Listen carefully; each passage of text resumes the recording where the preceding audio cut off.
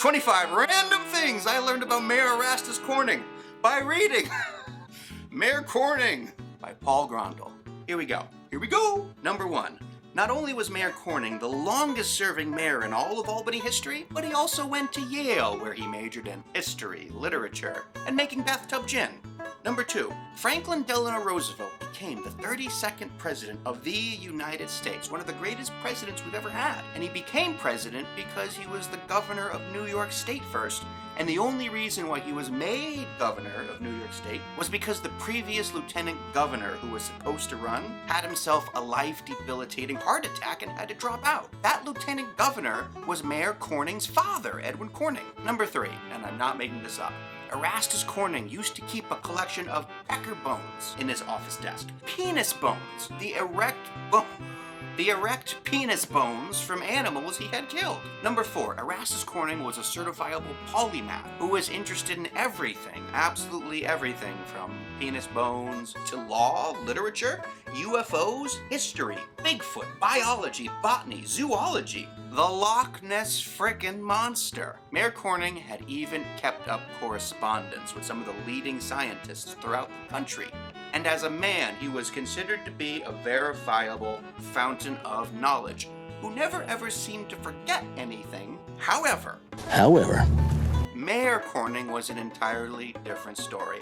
That son of a bitch seemed to forget everything. Absolutely everything, but especially when he was getting investigated, which was a whole lot. Because, number 5, Mayor Erastus Corning had once run one of the most successful insurance agencies in the county, Albany Associates. And everybody, absolutely everybody somehow involved with state or government politics got their insurance through them. No conflict of interest there. Don't even get him started on elected school boards. No, God! No, God, please, no! Number 6, though from completely different backgrounds, the Cornings and O'Connells came together and bonded of all things over their love of, wait for it, cockfighting. Cockfighting.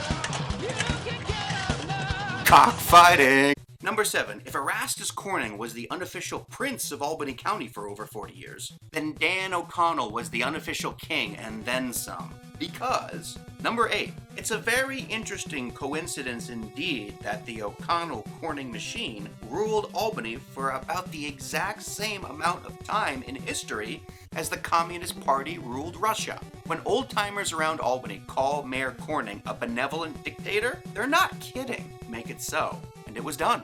Number 9, speaking of famous dictators, when drafted into World War II, Erastus Corning did not defer or avoid the draft when he easily could have. He fought valiantly at the end of World War II, saw some action, and in no way was his decision-making process to go to war remotely influenced by the fact that Governor Dewey had multiple investigations looking into him. Kinda hard to investigate a war hero now, isn't it? Number 10, Erastus Corning used to love to compare Governor Dewey to Hitler. Now everybody compares their political nemesis to Hitler. Get out! You're a fascist, and this whole school stinks of Nazis! Nemesis? Thanks, Mayor Corning. Anybody who disagrees with my political opinions must be a Hitler. Number 11. New York City prosecutor Dewey may have been famous for how successful he had been at putting the boots to the mafia and organized crime, but Governor Dewey could not lay a single finger on Dan O'Connell and Mayor Corning. And even years later, when Henry Rosenfeld actually moved to Albany from Washington, D.C. of Watergate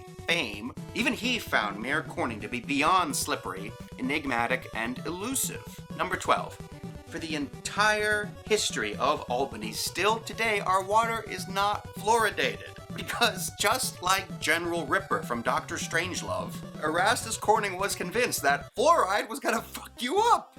You can't make this shit up. You just can't. You can't make this shit up. Number 13. You think that's crazy. Not only was Erastus Corning a huge researcher of UFOs and Bigfoot and the Loch Ness Monster, he literally used to give a check to Loch Ness for research every year. He literally wanted to secure state funding for the location and research of Champy in Lake Champlain. You know, he thought Champ had to be located and protected. He was such an important upstate natural resource. And he even actually thought that one day Albany would be filled with self-driving cars, monorails, fucking monorails, And even these, like, George Jetson conveyor-built sidewalks, and he wanted Albany to be one of the first in the country to have them because...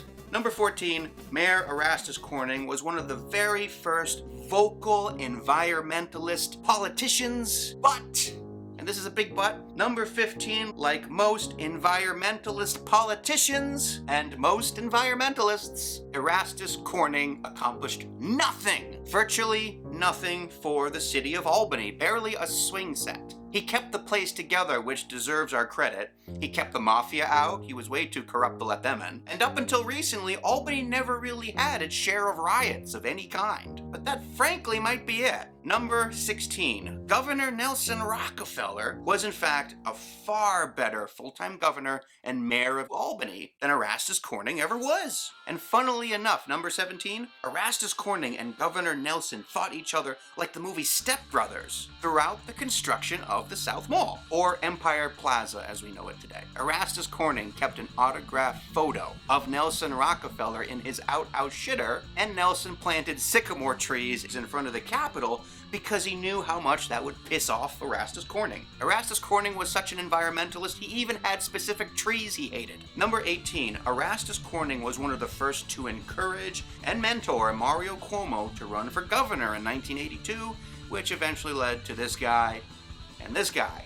Yay. Number 19, in his 42nd year of being mayor, Erastus Corning became fatally sick, and before he died, to pay respect to Erastus Corning, Mario Cuomo had the tallest tower of the Capitol buildings, named Corning Tower, which coincidentally was 42 stories tall. One story for every year that Mayor Corning was in office. Number 20, Erastus Corning officially died as Albany's mayor for life in May 1983.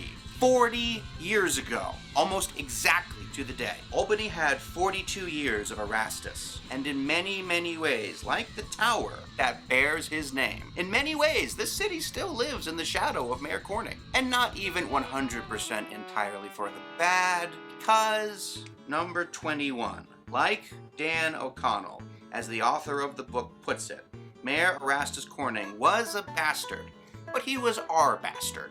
And we can all afford to have just a little bit of pity for the man. Not perhaps the mayor, but at least the man. Because the man was beyond charitable and generous with his money and his time. His door was always open for anybody who wanted to see the mayor, and his checkbook off the record for non-political reasons. Because the man was beyond charitable with both his money and his time. He was one of the rare figures who could be as blue-collar as he was blue-blooded. And lest we forget, he was quite brilliant, and one of the many reasons why he liked being mayor of Albany so much for so long was because it afforded him the freedom to research, hunt, hike, fish, and live his best Albany life, which is something we should all strive to do in the Capital Region. Number 22, Erastus Corning once got a DWI in Colony over on Osborne Road. Number 23, if you talk to a single old-timer about Mayor Corning for more than 5 seconds, they will inevitably bring up Patty Noonan, Erastus Corning's so-called mistress for decades and decades and decades, and political confidant for almost his entire political career. Though remarkably enough, even though everybody insists that they were fucking for over 4 decades, there's not a single record, not a single story of anyone mentioning them doing anything, even kissing. Number 24, when Mayor Erastus Corning died, he left his entire Albany Associates insurance business to, drumroll please, Patty Noonan's kids. So maybe at least, maybe they fucked a little, you know, maybe at least a good old-fashioned here and there. But even juicier than this, number 25, I don't think you'll ever hear anybody talk about this one, but Erastus Corning might have had a gay love affair with his theater coach at Groton, at the school, and even all over Europe. He got his parents' permission for him and his theater teacher to take a little vacation together. If you want to hear more, definitely check out Paul Grondahl's book sometime. It was a really phenomenal read. If you like Better Call Saul, then you might like Better Call Erastus. It's that crazy of a story. He is Albany's lovable bastard. I'm Justin M. Bailey. If anybody out there is looking for a book that celebrates upstate history, vampires, and pinball, please check me out on my YouTube page sometime. I'm recording a story called Pinball Hunter D, and it is definitely worth your time. And if you don't, well, fuck you! You probably don't even read. Suck my dick. 25 random things I learned about Mayor Erastus Corning by reading Mayor Corning by Paul Grondahl.